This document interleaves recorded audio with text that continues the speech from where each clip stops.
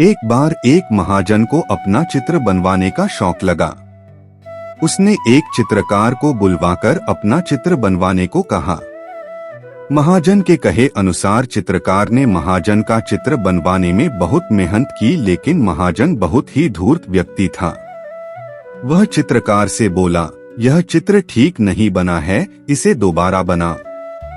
ऐसे करते करते महाजन ने बहुत सारे चित्र बनवाकर उन्हें गलत बता दिया।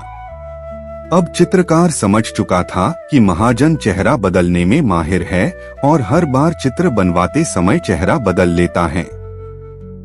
इसलिए उसने महाजन से अब तक बनाई गई सभी तस्वीरों का मेहनताना मांगा।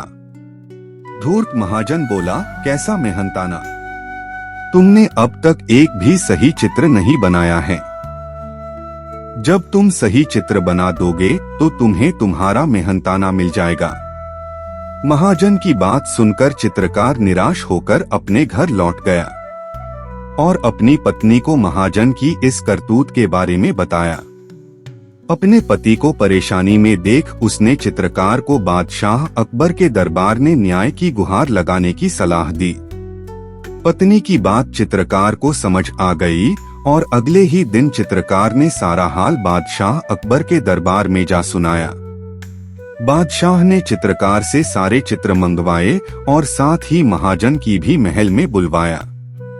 सभी चित्रों को ध्यान से देखने के बाद बादशाह अकबर ने महाजन से पूछा, इन सभी चित्रों में कुछ कमी है क्या?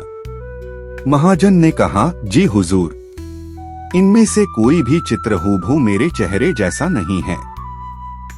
महाजन की बात सुनकर अकबर सोच में पड़ गए और बीरबल से मामला सुलझाने को कहा। बीरबल पहले से ही दरबार में उपस्थित था और सारी बातें अच्छी तरह समझ चुका था कि महाजन चेहरे बदलने में माहिर हैं, इसलिए चित्रकार को परेशान कर रहा है। थोड़ी देर सभी चित्रों की ओर देखने के बाद बीरबल ने भी हर एक चित्र में कमियां निकालनी शुरू कर दी और चित्रकार को 2 दिन बाद महाजन का सुंदर सा चित्र बनाकर लाने के लिए कहा और महाजन को आदेश देते हुए कहा, अगर तुम्हें चित्र पसंद आ जाएं, तो चित्रकार का मेहनताना देना होगा। इतना कहकर बीरबल ने दोनों को बाहर भेज दिया। कुछ देर बाद चित्रकार को वापस बुलवाया और उससे 2 दिन बाद बड़ा सा दर्पण लाने को कहा। 2 दिन बाद जब दोनों दरबार में उपस्थित हुए तो चित्रकार ने वह दर्पण महाजन के सामने रख दिया और बोला, जनाब, ये चित्र तो एकदम सही है ना? महाजन बोला, लेकिन यह चित्र नहीं दर्पण है। यही तो असली चित्र है, चित्रकार ने कहा। फिर बीरबल ने भी अपने स्थान से उठकर कहा, सही तो कह रहा है चित्रकार, यह तुम्हारा ही तो चित्र है।